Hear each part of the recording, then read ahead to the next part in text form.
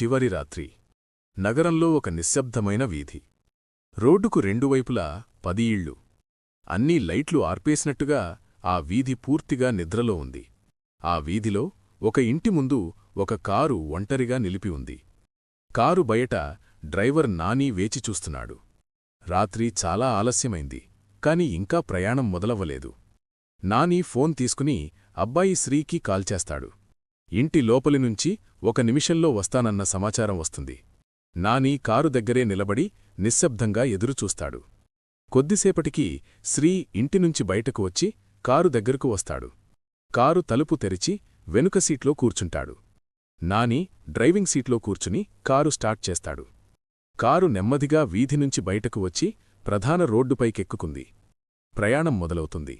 గమ్యం Hyderabad travels route. 3 గంటల 45 నిమిషాల ప్రయాణం. ఒకే లేన్ రోడ్. చుట్టూ పూర్తిగా నిశ్శబ్దం.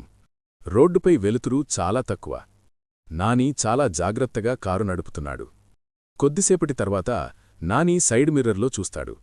వెనుక రోడ్డుపై ఏదో నీడలా కారు వెంట వస్తున్నట్టు కనిపిస్తుంది. నానీకి ఒక్కసారిగా భయం కలుగుతుంది. స్టీరింగ్ గట్టిగా పట్టుకుంటాడు. శ్రీ కూడా ఎడమవైపు మిర్రర్లో చూస్తాడు. అతనికి అదే నీడ కనిపిస్తుంది. ఇద్దరి మనసుల్లో భయం పెరుగుతుంది. నాని కారు వేగం పెంచుతాడు. కారు వేగంగా దూసుకుపోతూ లోతైన అటవీ ప్రాంతంలోకి ప్రవేశిస్తుంది. చుట్టూ దట్టమైన చెట్లు. రోడ్డు మరింత ఇరుకుగా మారుతుంది. కొంత దూరం వెళ్ళాక నాని మళ్లీ మిర్రర్లో చూస్తాడు. వెనుక ఆ నీడ కనిపించదు. నానీకి కొంచెం ఊరట కలుగుతుంది. కాని శ్రీ మాత్రం వెనుక మిర్రర్ వైపు చూస్తూనే ఉంటాడు. అటవీ ప్రాంతం దాటిన తర్వాత కారు ఒక గ్రామంలోకి ప్రవేశిస్తుంది. వీధి దీపాలు మసకగా వెలుగుతున్నాయి. అన్ని దుకాణాలు మూసి ఉన్నాయి.